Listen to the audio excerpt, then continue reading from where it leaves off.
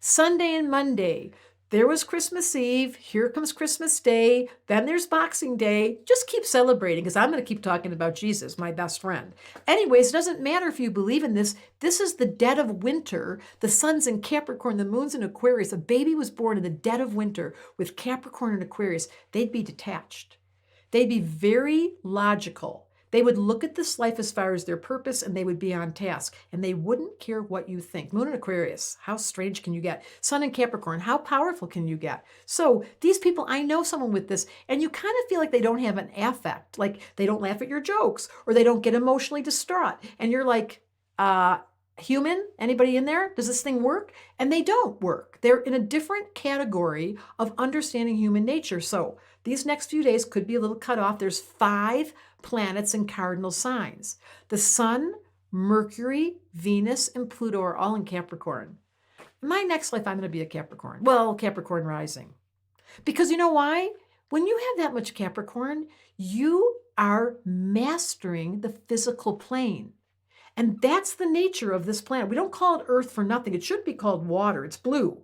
But it's Earth because we came here to serve and to do it with detail. Sun, Mercury, Venus, and Pluto in Capricorn. And then we got Jupiter squaring all of it in Aries. So it gives somebody an edge. It gives them a little angst. I'm going to tell you these few days, Christmas, if you're cardinal, if you're Aries, Libra, Capricorn, or Cancer, you might be feeling out of sorts because the pressure's up with that much cardinal and it creates tension. Or if you were wise, now that you know the moon's in Aquarius, you would detach.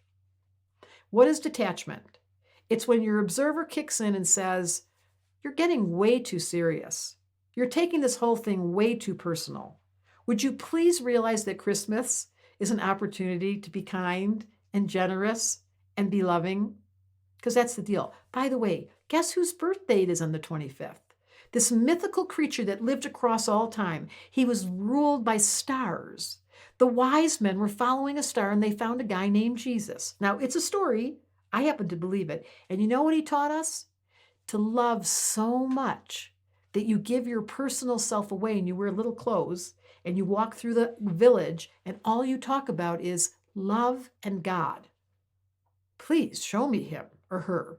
Anyone that's going to talk about God and do it from kindness is worthy of having a birthday party on December 25th. So let's all celebrate the love and the beauty of timeless wisdom that's been brought to us by a master, whether or not you believe it or not, and see if you can't stretch into that role. Christmas Day, just say to yourself, you know what? If he could do it, I can do it. I always think, what would Jesus have done? I think I didn't make that up, but it's a great thought on Christmas Day. What would Jesus have done if you hurt him? He would look at you and say, forgive them, for they know not. And that angle of observing some humanity without judging could change this planet in one instant. Merry Christmas. Let's see if we can all just do that. See each of us as part of a family who are all just kind of doing our best. Isn't it true? Astrology has just wanted me to say compassion is the name of this holiday. Celebrate it.